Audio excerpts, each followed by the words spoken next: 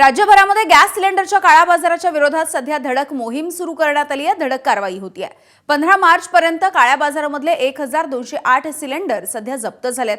दक्षता पथकांच्या 2129 तपासण्यांमध्ये 1208 सिलेंडर वेगवेगळ्या भागांमधून जप्त करण्यात आले। जप्त करण्यात आलेल्या मालाची किंमत ही 33,66,000 रुपये इतकी आहे। काळा बाजार करणाऱ्यांच्या विरोधामध्ये 23 गुन्हे दाखल करण्यात आले आणि राज्यभरातून आतापर्यंत 18 जणांना अटकही करण्यात आली आहे।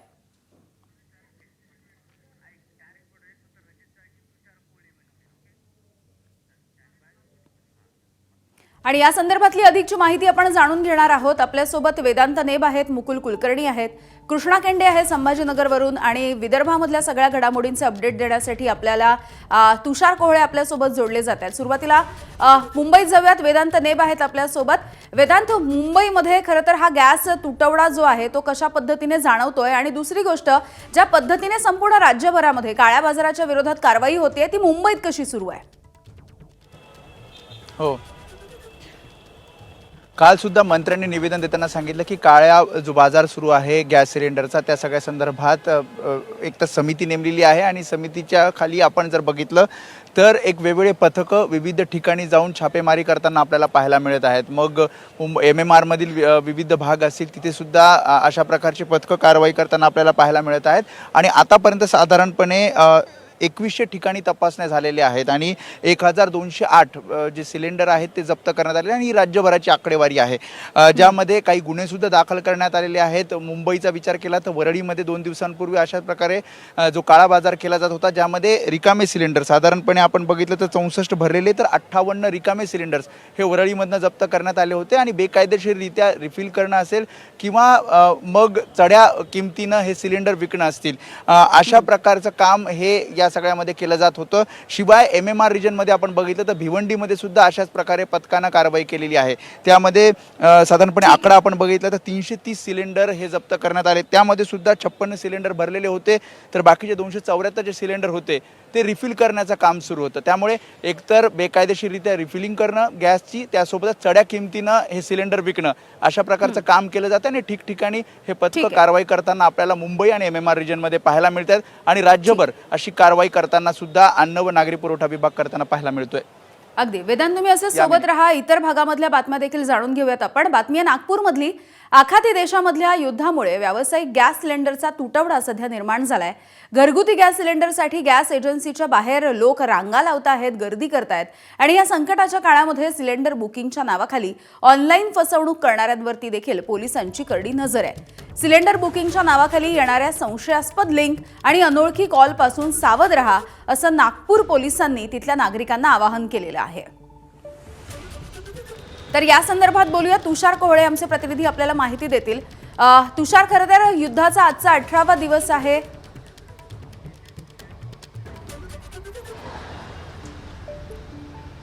तुषारकडे आपण जाऊयात। मात्र नागपूरमधून पोलिसांनी नेमकं काय आवाहन केलंय, काय प्रतिक्रिया दिली आपण बघूया। तुम्हाला जर काही एखादा फोन आला जे सांगतात की तुम्हालासाठी जे सिलेंडर्स आहेत ते लवकर डिलिव्हर करणार आहे किंवा या लिंकवर तुम्ही जर क्लिक केला तर सिलेंडरची बुकिंग होणार आहे, ते सगळे फेक आहे, ते तुम्हाला जर असे आलेले आहे तर तुम्ही 1930 वर कंप्लेंट करा। नॅशनल सायबर क्राईम रिपोर्टिंग पोर्टलची जे वेबसाईट आहे तिथे तुम्ही कंप्लेंट करू शकतो आणि तुमचे जर या ठगीमध्ये पैसे गेलेले आहे, काही नुकसान झालेलं आहे, तर तुम्ही त्वरित नजदीकचे पोलीस स्टेशन किंवा सायबर पोलीस स्टेशनमध्ये कंप्लेंट करा। तुषार कोहळे आमचे प्रतिनिधी या संदर्भातली आपल्याला अधिकची माहिती देतील। तुषार, एकीकडे काळा बाजार तर होताना दिसतोय, दुसरीकडे हे जे ठगसेन आहेत जे या सगळ्याच्या आडून काहीतरी ऑनलाईन फ्रॉड करू इच्छित आहेत त्यांची संख्या देखील वाढते। त्यामुळे नागरिकांना आवाहन केलं जातंय सतर्क राहण्याचं। निश्चित नागपूर पोलिसांची या संपूर्ण ठगबाजावर बारीक नजर आहे। विशेष करून नागपूर पोलिसांच्या सायबर सेलचं याकडे बारीक लक्ष आहे। त्यांनी नागरिकांना आवाहन देखील केलेलं आहे की कोणाकडे अशा प्रकारे फोन कॉल आले असेल त्यांनी तत्काळ पोलिसांशी संपर्क साधावा। जर का विदर्भाचा विचार करायचा झालं तर साठेबाजी संदर्भात 2 जिल्ह्यामध्ये, विशेष करून भंडारा आणि गोंदिया 2 जिल्ह्यामध्ये कारवाई झालेली होती।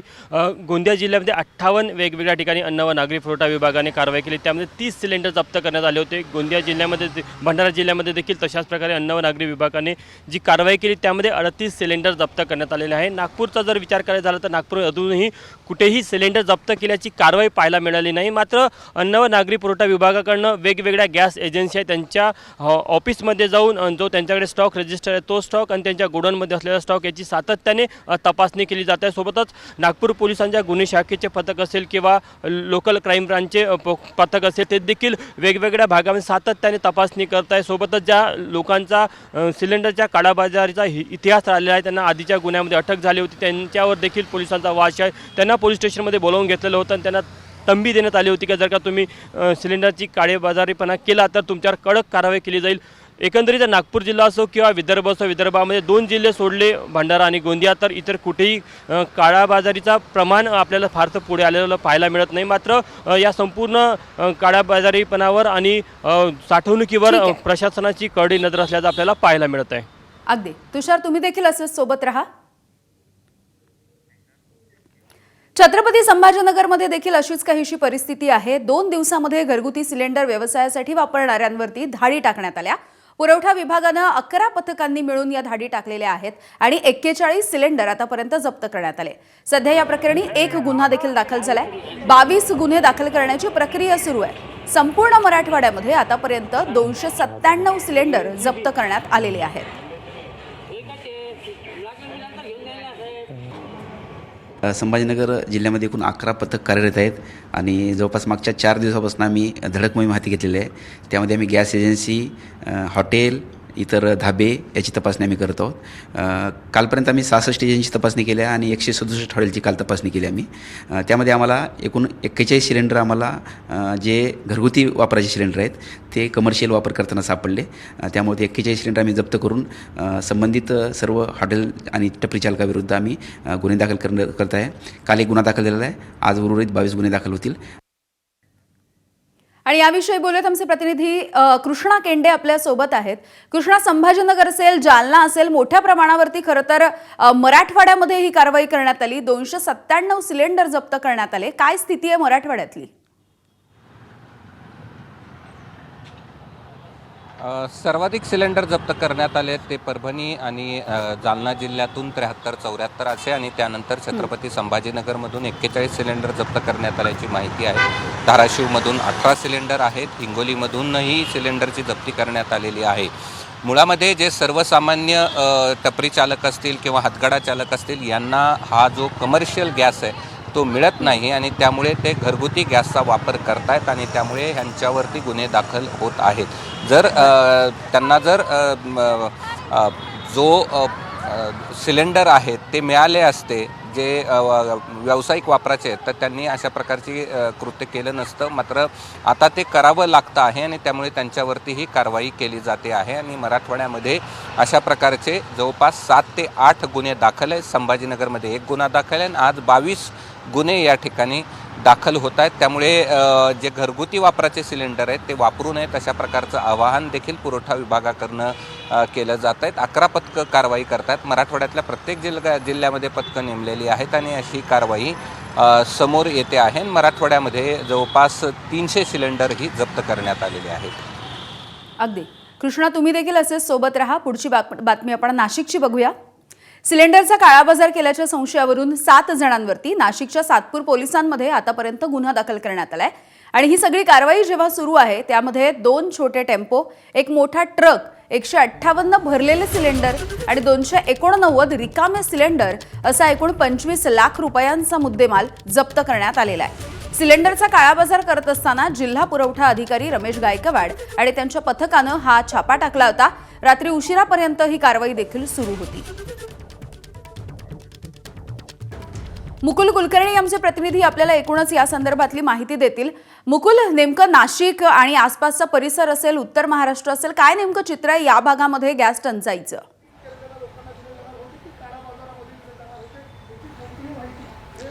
उत्तर महाराष्ट्रामध्ये आतापर्यंत 524 सिलेंडर हे जप्त करण्यात आलेले आहेत. त्यामध्ये सर्वाधिक 447 सिलेंडर हे नाशिकमध्ये जप्त करण्यात आलेत. माझ्या मागच्या बाजूला आपण जी गाडी बघतो आहोत, अशा छोट्या छोट्या गाडींमधनं या सिलेंडरची वाहतूक केली जात होती. एका मोठ्या आयशर ट्रकमधून छोट्या वाहनांमध्ये सिलेंडर टाकून त्याची वाहतूक करत असताना, त्याचा काळाबाजार करत असताना पुरवठा विभाग आणि नाशिक पोलीस यांच्या संयुक्त पथकाने कारवाई केलेली आहे. 7 जणांना आतापर्यंत ताब्यात घेण्यात आलेलं आहे. त्यांची चौकशी देखील सुरू आहे. या व्यतिरिक्त धुळे जिल्ह्यामध्ये साधारणतः 27 सिलेंडर हे जप्त करण्यात आलेले आहेत. गुन्हा एक पण दाखल करण्यात आलेला नाहीये. अहिल्यानगरमध्ये एक गुन्हा दाखल करण्यात आलेला आहे. 47 सिलेंडर जप्त करण्यात आलेले आहेत. तर जळगाव जिल्ह्यामध्ये 3 सिलेंडर हे जप्त करण्यात आलेले आहेत. त्यामुळे उत्तर महाराष्ट्राचा जर विचार केला तर आतापर्यंत उत्तर महाराष्ट्रामध्ये 2 गुन्हे दाखल करण्यात आलेले आहेत. काही ठिकाणी घरगुती वापराचा जो गॅस सिलेंडर आहे त्याचा व्यावसायिक वापरासाठी वापर केला जात होता, त्यामुळे जप्तीची कारवाई करण्यात आलेली आहे. कुठल्या ठिकाणी काळाबाजार केला जात होता. अनेक ठिकाणी नोटिसेस देखील बजावण्यात आलेले आहेत. त्यामुळे गेल्या 2 ते 3 दिवसापासून पुरवठा विभाग, पोलीस विभाग हे सक्रिय झालेले आहेत. गॅस सिलेंडरची टंचाई ही भासवते आहे, कृत्रिम टंचाई आहे का याबाबत देखील विचारमंथन सुरू असतानाच अशा स्वरूपाचे काळाबाजाराच्या तक्रारी येत होत्या आणि आता प्रत्यक्ष कारवाईला सुरुवात झाली. त्यामुळे नागरिकांना काही प्रमाणामध्ये दिलासा बसेल, कारण जे काळाबाजार करत आहेत त्यांचे धाबे आता दणाणले आहेत. अगदी. तर राज्याच्या वेगवेगळ्या भागामधल्या या सगळ्या घडामोडी सध्या सुरू आहेत आणि त्याचे अपडेट्स आमचे प्रतिनिधी वेदांत देव, मुकुल कुलकर्णी, कृष्णा केंडे आणि तुषार कोहळे आपल्याला देत होते. तुमच्या चौघांचेही आभार. एबीपी माझा, उघडा डोळे बघा नीट.